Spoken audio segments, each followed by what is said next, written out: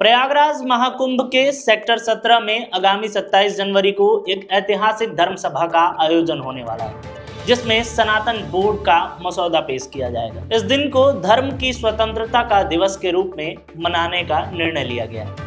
इसकी घोषणा प्रसिद्ध आध्यात्मिक प्रवक्ता देवकीनंदन ठाकुर ने गुरुवार को निरंजनी अखाड़े में आयोजित एक प्रेस कॉन्फ्रेंस में की। देवकीनंदन ठाकुर ने प्रेस को संबोधित करते हुए कहा कि वर्तमान समय में सनातन धर्म स्वतंत्र नहीं है। उन्होंने कहा कि हमारे मंदिर सरकारों के अधीन हैं, गुरुकुल बंद हो गए हैं और गौ माता सड़कों पर भटक रही है।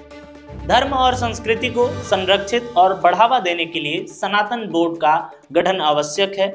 धर्म सभा के सभी अखाड़ों, चारों शंकराचार्यों के प्रतिनिधियों और सनातन धर्म से जुड़े प्रमुख लोग इसमें उपस्थित रहेंगे।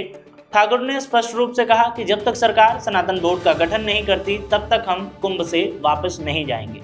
इसके अलावा जूना पीठाधीश्वर महंत स्वामी यतीन्द्रानंद गिरी ने कहा कि सनातन बोर्ड को सिर्फ भारत ही नहीं बल्कि पूरी मानवता के लिए जरूरी है और ये बोर्ड गठित होना ही चाहिए।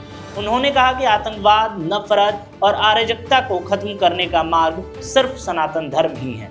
इस मौके पर कई और संत मौजूद थे। निरंजनी अखाड़े के वरिष्ठ महामंडलेश्वर और उज्जैन के अर्जुन हनुमान मंदिर के महंत स्वामी प्रेमानंद पुरी ने गंगा भूमि को लेकर किए जा रहे दावों पर भी अपनी चिंता जताई है।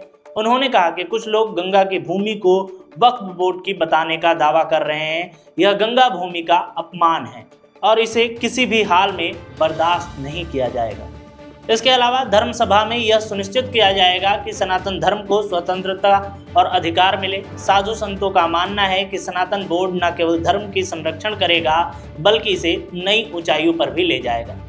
महाकुंभ का यह आयोजन सनातन धर्म के लिए ऐतिहासिक साबित हो सकता है। सभी की निगाहें अब 27 जनवरी पर होंगी। महाकुंभ 2025 का आयोजन सनातन धर्म के लिए ऐतिहासिक साबित हो सकता है। सभी की निगाहें 27 जनवरी को होने वाली इस धर्म सभा पर टिकी हैं, जो भारत की धार्मिक और सांस्कृतिक दिशा तय करेगा। दिव्य हो, भव्य हो और हमारा महाकुंभ भी बहुत दिव्य भव्य हो ही रहा है। मैं यही चाहूंगा कि आप सब जो है 27 को 12 बजे सेक्टर 17 में आएंगे, महाराष्ट्र के पंडाल में आएंगे। जी, अब आप लोगों को कोई प्रश्न करना हो, किसी को कोई प्रश्न करना हो तो वो कर सकते हैं, आमंत्रण है। महाराज जी, एक सवाल हमारा है। एक महाकुंभ भव्य तरीके से मना रहे हैं, लगभग 40 करोड़ सनातनी आने की संभावना है, लेकिन तमाम ऐसे सनातनी देश दुनिया में हैं, खास करके हमारे बांग्लादेश और पाकिस्तान में जो सनातनी है वो प्रयागराज को आना चाहते हैं, लेकिन सरकारें वहाँ की वीजा नहीं दे रही है और खास करके हमारा जो विदेश मंत्रालय जो हिंदुस्तान का है वो खुद उनको अनुमति नहीं दे रहा है। इसके लिए आप लोग कुछ प्रयास करेंगे? एक निवेदन हम कर दें। इस प्रश्न का उत्तर ये है कि जिनको आने में यहाँ पर वहाँ की सरकारें कष्ट दे रही हैं, तकलीफ दे रही हैं, उन सबके नाम से हम लोग मौनी अमावस्या के दिन डुबकी लगाएगा सारा संत समाज।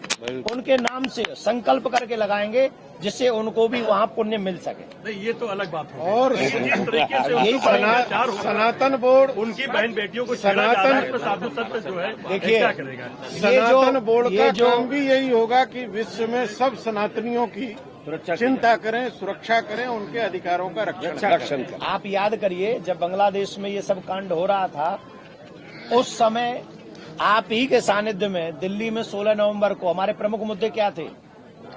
प्रमुख मुद्दों में बांग्लादेश इंक्लूड था।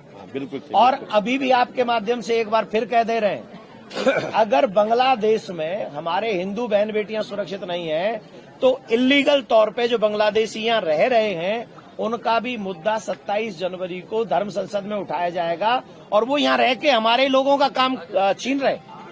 महाराज जी, हमें वो क्योंकि अध्यक्ष जी बैठे हैं, सारे अखाड़ों के प्रतिनिधि भी हैं, साधु संत। मैं एक सवाल लेना चाहता हूँ कि देखा जा रहा है पूरे भारत में कि जहाँ पर चर्च है वहाँ कॉन्वेंट है, जहाँ पर मस्जिद है वहाँ पर मदरसे हैं, जहाँ पर बड़ी बड़ी मठ मंदिर है वहाँ पे गुरुकुल क्यों नहीं है? यही शुरू हो रहे हैं। यही क्रम रहेगा सनातन बोर्ड। बिल्कुल बोलिए महाराज जी, इस पे बोलिए। जहाँ जहाँ मठ मंदिर देखिए, जहाँ भी हमारे मठ है, जहाँ मंदिर है, वहाँ आपको गुरुकुल मिलेगा। लेकिन सबको, जितने भी हमारे भाई है, सबको प्रयास करना है। आप अपने बच्चों को गुरुकुल में भेजेंगे तभी हम पढ़ाएंगे। जब आप बच्चों को नहीं भेजेंगे गुरुकुल में, हम क्या करेंगे?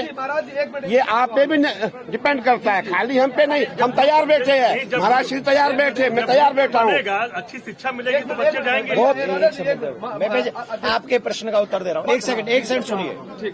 जो सनातन बोर्ड बना रहे हैं उसमें जो बाई लॉज बन रहा है, जितने भी सरकारी मंदिर हैं उन मंदिरों के धन से 3 चीजें हर जगह बनेंगी। एक गौशाला, एक गुरुकुलम भी कैसा मॉडर्न नहीं, गुरुकुलम बनेगा और वो ऐसा होगा जो आज के समय में भी काम आएगा और हमारे संस्कारों को भी उनको देगा। तीसरा हॉस्पिटल, ये बायलॉज उसमें लिखा गया है महाराज जी की सानिध्य। जैसे महाराज जी ने कहा कि सनातनी परिवार के जो बच्चे हैं वहाँ पे जाएंगे नहीं पढ़ने, तो महाराज ये सवाल इसी पे है, अगर वेद पाठी घंटी बजाने वाले अगर बच्चे निकलेंगे तो आज आधुनिक समय में कोई नहीं भेजेगा। द्रोणाचार्य जैसे अगर अर्जुन आप पैदा करेंगे, भगवान राम जैसे गुरुकुल में अगर आप नहीं, वहाँ पढ़ने, ऐसा नहीं है। अभी जो हमारा एजुकेशन सिस्टम आपने देखा होगा कि जहाँ वेद पढ़ाए जाते हैं वहाँ कंप्यूटर भी पढ़ाए जाते हैं, ऐसी बात नहीं है। अब सिस्टम बदल चुका है, मदरसों में भी हो गया है। जहाँ अरबी पढ़ाई जाती है वहाँ अब कंप्यूटर पढ़ाए जाते हैं। अब जो हमारा एजुकेशन सिस्टम वो चेंज हो गया है। जो भी पढ़ेगा उसको दोनों एजुकेशन दी जाएगी। कौन सी? एक हमारी जो सांसारिक एजुकेशन है, एक हमारी जो मोक्ष की एजुकेशन है।